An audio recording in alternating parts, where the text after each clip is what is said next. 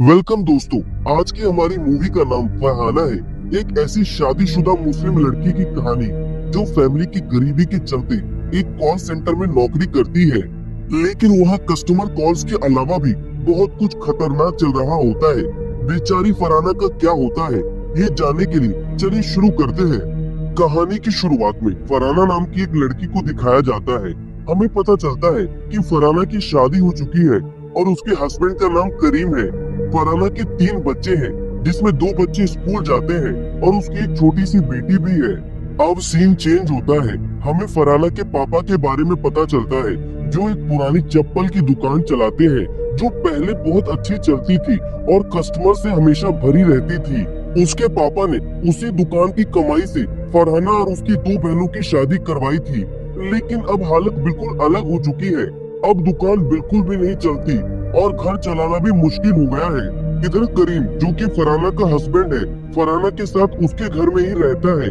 अब वो अपने ससुर से कहता है, क्या हम थोड़ा पैसा उधार ले ले?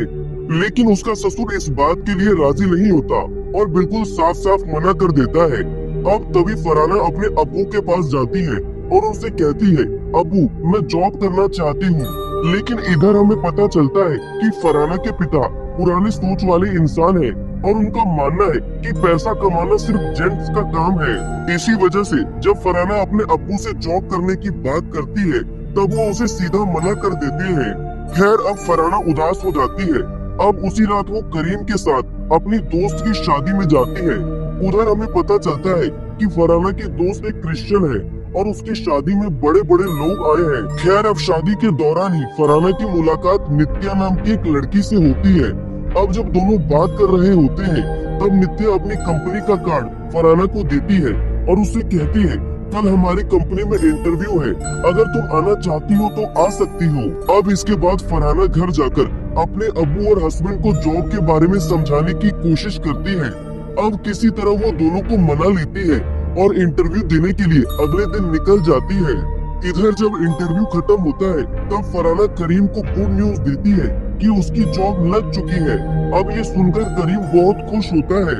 यहाँ हमें पता चलता है कि फरहाना एक कॉल सेंटर में काम करती है, जहाँ उसे कस्टमर्स को कॉल करके क्रेडिट कार्ड या डेबिट कार्ड बेचना होता है। इधर अब वो ऑफिस में अपने काम पे फोकस करती है। दूसरी तरफ उसके डिपार्टमेंट के अलावा एक और डिपार्टमेंट होता है। इधर जो लड़कियां काम करती है, वो काफी अमीर होती है। खैर, अब फरहाना को ऑफिस में काम करते करते कुछ दिन बीत जाते हैं। अब इधर नित्या, जो फरहाना की दोस्त है और उसके डिपार्टमेंट में ही काम करती है, वो दूसरे डिपार्टमेंट में शिफ्ट हो जाती है। उधर दूसरी तरफ फरहाना अपने डिपार्टमेंट में बहुत अच्छा काम कर रही होती है। वो एक के बाद एक अपने टारगेट्स को पूरा करती है, जिसके चलते उसकी सैलरी बढ़ने लगती है और अब वो धीरे धीरे अपने घर के सारे उधार चुका देती है। अब इसी दौरान उसको लगता है कि नित्या का डिपार्टमेंट ज्यादा अच्छा है, क्योंकि उसको ज्यादा पैसे मिल रहे हैं। इसके चलते वो बार बार नित्या से रिक्वेस्ट करती है कि मैं तुम्हारे डिपार्टमेंट में शिफ्ट हो जाऊं, पर नित्या हर बार उसे मना कर देती है और उसे कहती है, फरहाना, ये जॉब तुमसे नहीं होगा, तुम जहाँ हो वही तुम्हारे लिए बेस्ट है। खैर, अब सीन चेंज होता है।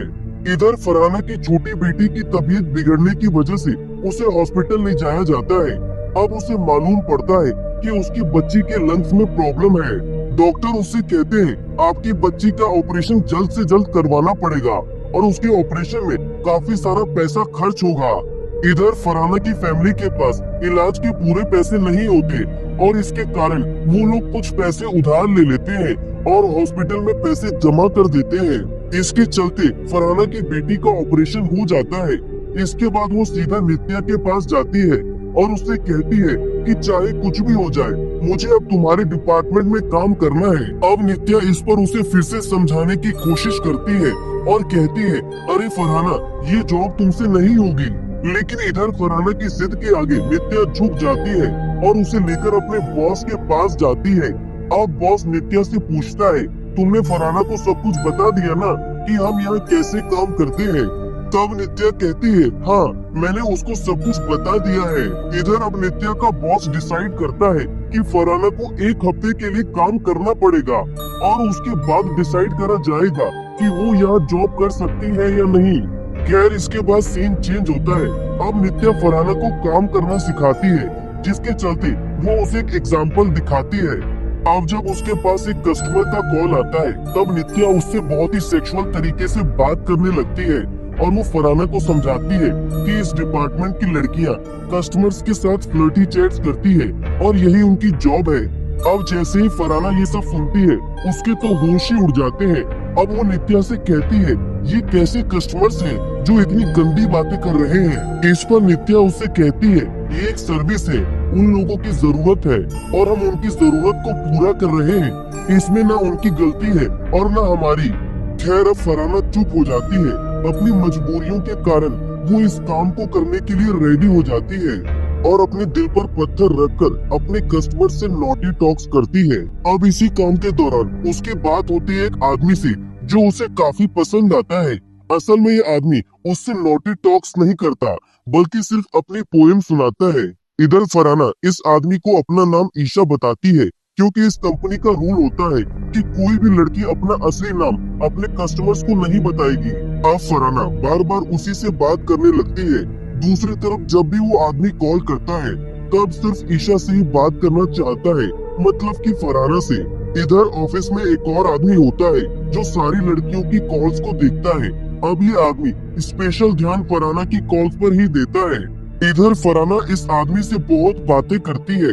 अब उसकी सैलरी भी बढ़ने लगती है, क्योंकि कंपनी की पॉलिसी होती है कि जितनी लंबी बातें उतने ज्यादा पैसे। खैर इधर कुछ दिनों बाद फरहाना उस आदमी से कहती है, मैं कल से इस काम पे नहीं आने वाली हूँ, मैं अपने दूसरे जॉब पे जाने वाली हूँ। लेकिन वो आदमी उससे कहता है, ईशा तुम्हारी बातें सुनने के बाद ही मेरे दिल को तसल्ली मिलती है, प्लीज मत जाओ। खैर अब इसके बाद फरहाना डिसाइड करती है कि वो अपनी जॉब नित्या के डिपार्टमेंट में ही कंटिन्यू करेगी।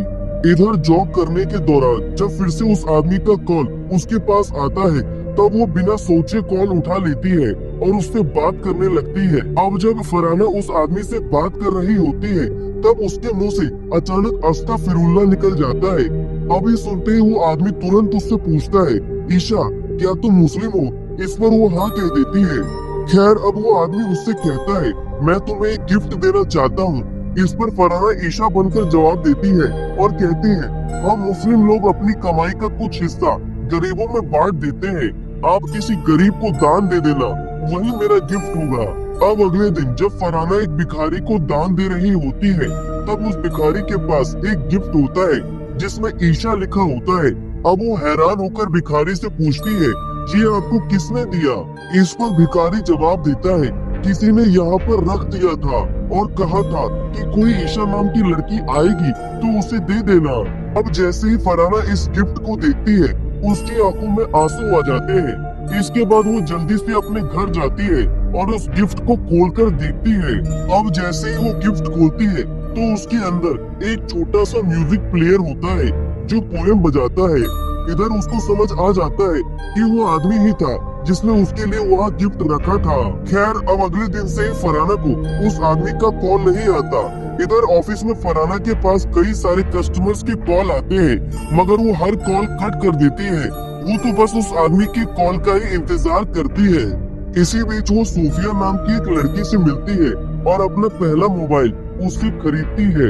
इसके बाद जब वो न्यूज़पेपर पढ़ती है, तब उसकी नजर एक न्यूज पर पड़ती है जिसमें लिखा होता है कि एक म्यूजिशियन ने डिप्रेशन की वजह से सुसाइड कर लिया। अब ये देखते ही फरहाना का दिल तेजी से धड़कने लगता है। उसे तुरंत उस आदमी का ख्याल आता है, क्योंकि पिछले 4 दिनों से उसके पास उसका एक भी कॉल नहीं आया।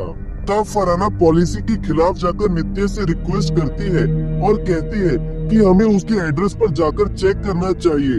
खैर अब इधर जैसे ही दोनों उसके घर जाने वाली होती हैं, तभी फरहाना के फोन पर उस आदमी का कॉल आता है। अब जैसे ही फरहाना उसकी आवाज सुनती है, वो गुस्से में उससे कहती है, आपने इतने दिन से कॉल क्यों नहीं करा? पता है मेरे दिमाग में कैसे कैसे ख्याल आ रहे थे। तब वो आदमी उससे कहता है, मुझे पता है ईशा, तुम मेरे लिए परेशान हो रही थी, मगर क्या करूं, मेरा फोन खराब हो गया था, अब ठीक हुआ है। अब फरहाना उससे कहती है, मैं आपको देखना चाहती हूँ, पता नहीं कल आपको कुछ हो जाए या मुझे कुछ हो जाए, तो मैं बिना आपको देखे इस दुनिया से जाना नहीं चाहती। अब वो उससे बोलती है, हम ईद के दिन मिलेंगे। अब वो आदमी उसे अपना नाम बताता है और कहता है मेरा नाम दया है। इधर दूसरी तरफ जो लड़का कॉल्स मॉनिटर करता है वो ये सब बातें सुन लेता है। वो फरहाना के बॉस से उसकी शिकायत करने की सोचता है कि उसने पॉलिसी तोड़ दी है। खैर अब ईद का दिन आ ही जाता है। फरहाना बड़े प्यार से दया के लिए बिरयानी बनाती है और उससे मिलने के लिए निकलती है, लेकिन रास्ते में करीम उसे देख लेता है। वो तुरंत उस पर शक करने लगता है और उसका पीछा करता है। दूसरी तरफ फरहाना के ऑफिस का वो आदमी जो उस पर नजर रखता है वो भी मेट्रो में जाता है क्योंकि वो देखना चाहता है कि फरहाना किस आदमी से मिलने वाली है। इधर फरहाना मेट्रो स्टेशन पर खड़ी होती है और दया का इंतजार कर रही होती है।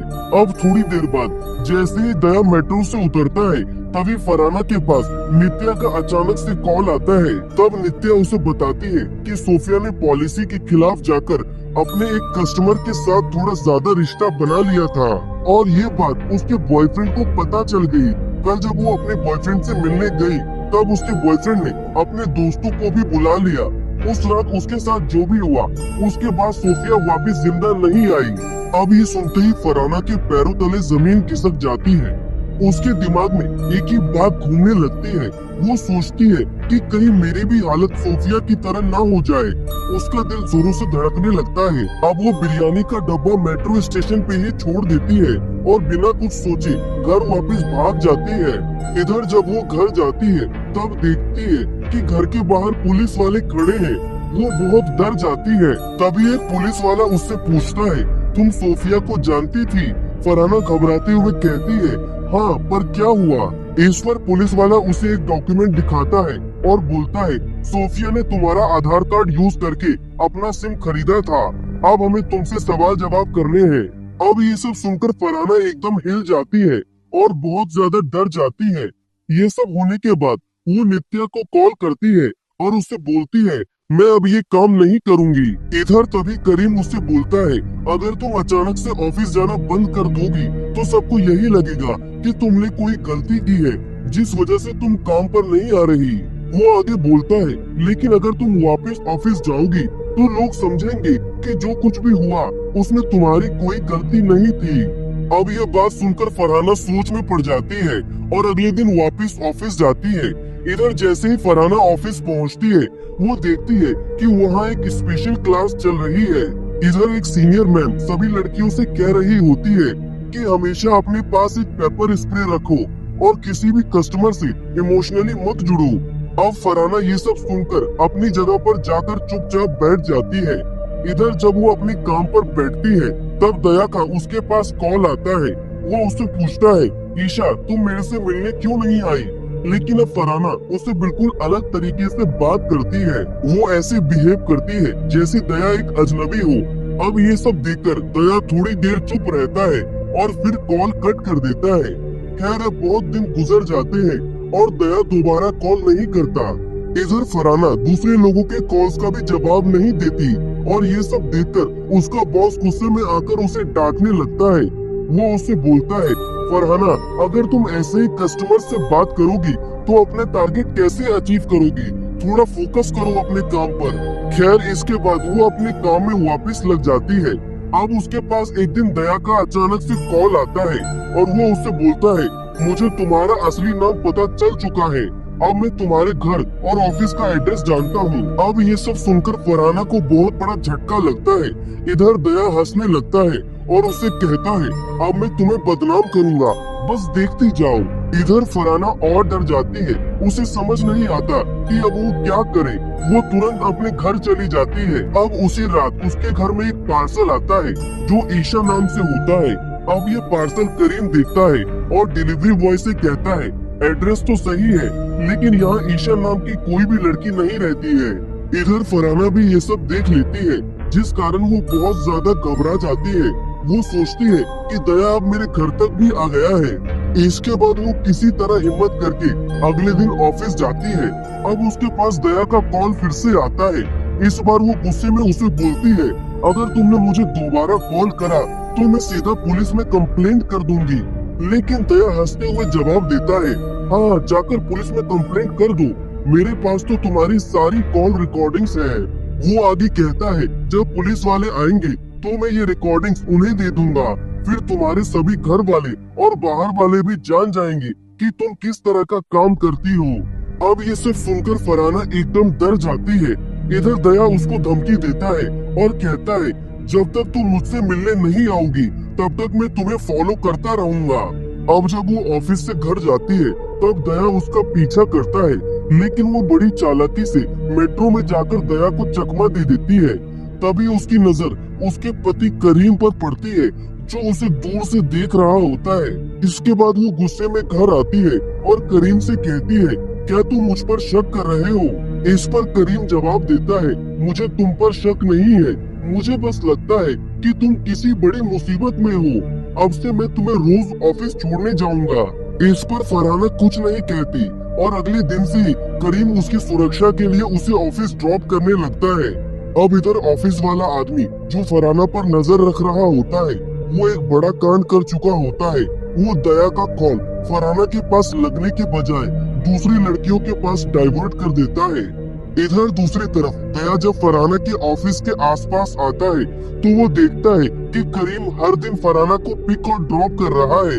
अब ये देखकर उसको और भी गुस्सा आ जाता है और वो अपनी गाड़ी से करीम का एक्सीडेंट करवा देता है। फिर वो करीम का फोन उठाता है और फरहाना को कॉल करके कहता है, तुम्हारे पति का एक्सीडेंट हो गया है और मैं ही उसे हॉस्पिटल ले जा रहा हूँ। अब ये सुनकर फरहाना घबरा जाती है और जल्दी से हॉस्पिटल जाती है, लेकिन वहाँ जाकर वो देखती है कि करीम बिल्कुल ठीक है और उसके सिर्फ पैर में एक छोटी सी चोट लगी है। खैर अब उसी रात दया फिर से फरहाना को कॉल करता है और बोलता है, क्या तुम मुझसे मिलने आओगी या तुम्हारे घर मैं आ जाऊँ? फिलहाल मैं तुम्हारे घर के आसपास ही हूँ। इस पर फरहाना उसे चिल्लाकर कहती है, दया मैं खुद तुमसे मिलने आ जाऊंगी, अभी तुम यहाँ से चले जाओ। इसके बाद वो करीम को चाय देने जाती है और उसके हाथ कांपने लगते हैं, पर वो सोचती है कि डर के भागना सही नहीं है। वो अपने आप से कहती है कि अब मैं भी दया के बारे में सब कुछ पता करूंगी और इससे बाहर निकल कर ही रहूंगी। इसके बाद वो दया का दिया हुआ गिफ्ट लेकर उस दुकान पर जाती है जहाँ से गिफ्ट लिया गया था और वहाँ से दया का एड्रेस पता करती है। अब उसको दया का एड्रेस मिल जाता है और तभी उसे नित्या से पता चलता है कि दया किसी मॉल में जाकर अपना क्रेडिट कार्ड यूज कर रहा है। अब वो बिना टाइम बर्बाद किए तुरंत उस मॉल में जाती है। अब मॉल में जाकर वो नित्या से कॉल पर कहती है, तुम दया को तुरंत कॉल करो, मुझे पता लगाना है कि वो किस शॉप में है। इधर जैसे ही नित्या दया को कॉल करती है, फरहाना दया को देख लेती है। अब वो बुर्का पहनकर उसका फोन चुराने ही वाली होती है कि तभी दया उसका हाथ पकड़ लेता है। दया उसकी आंखों में देखते ही पहचान जाता है कि वो फरहाना ही है। तब फरहाना तुरंत दया की आंखों में पेपर स्प्रे मार देती है और दया का फोन छीनकर वहाँ से भाग जाती है। इधर भागकर वो एक मोबाइल की दुकान में जाती है और दया का फोन अनलॉक करने के लिए कहती है, लेकिन तभी दूसरी तरफ दया अपने लैपटॉप से फोन का एक्सेस लेकर सारे फोल्डर्स हटा देता है, जिसके चलते फरहाना के हाथ कोई भी सबूत नहीं लगता। इसके बाद उदास होकर वो अपने घर चली जाती है। अब दया दोबारा उसे कॉल करता है और उसे टॉर्चर करने लगता है। उसका फोन कभी फरहाना के फोन पे आता है तो कभी करीम के फोन पे। अब इन सब के चलते वो ठान लेती है कि अब वो दया से मिलकर इस मामले को खत्म कर देगी। खैर इसके बाद एक छोटा सा फ्लैशबैक दिखाया जाता है। जब ईद के दिन दया फरहाना का इंतजार कर रहा होता है उस मेट्रो स्टेशन पे, तभी उसे फरहाना की जैसी एक और लड़की दिखाई देती है। अब जब दया उस लड़की को बुलाता है तब वो लड़की गुस्से में आकर उसे थप्पड़ मार देती है। इस वजह से दया को पब्लिकली बहुत शर्म लगती है और ट्रेन में जितने भी लोग होते हैं सब उसको घूरने लगते हैं। और तभी से दया के दिमाग में ये बात बैठ जाती है कि जिस तरह मुझे सबके सामने जलील होना पड़ा, मैं भी फरहाना को वैसे ही जलील करके रहूंगा। इसके बाद सीन प्रेजेंट में आता है। इधर दया फरहाना को अपने घर बुलाने से पहले एक चाल चलता है। वो करीम के पास कॉल करके कहता है, तेरी बीवी मेरे घर में है, आकर मिल लो। इधर जैसे ही फरहाना मजबूरन दया के घर जाती है, दया उसे अपने दिल की बात बताने लगता है। वो उसे बोलता है, मैंने तुम्हारे साथ कितने सपने देखे थे, लेकिन तुमने एक झटके में मेरे सारे सपनों पर पानी फेर दिया। वो आगे उससे कहता है, अगर तुम उस दिन मुझसे मिलने आई होती तो हमारे बीच ये दूरियां नहीं होती। अब इन दोनों के बीच बातचीत चल ही रही होती है कि तभी करीम दया के घर आ जाता है। इधर वो फरहाना को देखता है और उसे बहुत बड़ा झटका लगता है और फिर से एक फ्लैशबैक दिखाया जाता है। जब फरहाना करीम को चाय दे रही होती है तब उसके हाथ कांप रहे होते हैं। इस वजह से चाय का ग्लास उसके हाथों से फिसलकर गिर जाता है और वो रोने लगती है। तभी करीम उससे पूछता है, क्या हुआ, तुम इतनी परेशान क्यों लग रही हो? अब फरहाना हिम्मत करके अपनी सारी बातें उसको बता देती है। वो उससे कहती है, मैं उस जॉब में सिर्फ इसलिए रह पाई क्योंकि दया ने मुझे सपोर्ट करा था, वरना वहाँ के लोग बहुत ही गंदी बातें करते थे। लेकिन अब वही दया अपना असली गंदा चेहरा दिखाने लगा है। वो मुझे बहुत ही ज्यादा तंग कर रहा है। अब वो रोते हुए करीम को अपने और दया के बारे में पूरी सच्चाई बता देती है और करीम उसकी बात को समझता है और उससे कहता है, मैं एक पुलिस ऑफिसर को जानता हूँ, रुको उससे बात करता हूँ। इधर करीम उस ऑफिसर को सारी बात बता देता है। दूसरी तरफ फरहाना अपने ऑफिस वाले उस लड़के को कॉल करके कहती है कि तुम दया के खिलाफ जो भी सबूत मिले उसे निकालो, जैसे कि उसकी कॉल रिकॉर्डिंग्स। अब वो लड़का वैसा ही करता है और सारे सबूत फरहाना को दे देता है। इधर फरहाना सारे प्रूफ पुलिस को दे देती है। अब कहानी प्रेजेंट में आती है। इधर पुलिस वाले सारे सबूत के साथ दया के घर पहुंचते हैं और उसे गिरफ्तार कर लेते हैं। अब जैसे ही दया जेल जाने लगता है तभी फरहाना उसे कहती है, पहले तुम मुझसे मीठी बातें करते थे और अब तुमने आखिरकार अपना असली चेहरा दिखा ही दिया। तुमसे सही तो वो लोग हैं जो सिर्फ 5 मिनट के लिए गंदी बातें करके कॉल कट कर देते हैं। खैर, अब ये सब हो जाने के बाद अगली सुबह फरहाना दोबारा अपने ऑफिस जाना शुरू करती है, लेकिन इस बार वो नित्या के डिपार्टमेंट में नहीं बल्कि पुराने वाले डिपार्टमेंट में काम करती है। और इसी के साथ ये कहानी हमारी हो जाती है खत्म। अगर आपको ये एक्सप्लेनेशन अच्छा लगा तो प्लीज लाइक कीजिए। कोई इशू लगा तो कमेंट करके जरूर फीडबैक दीजिए। Thank you very much.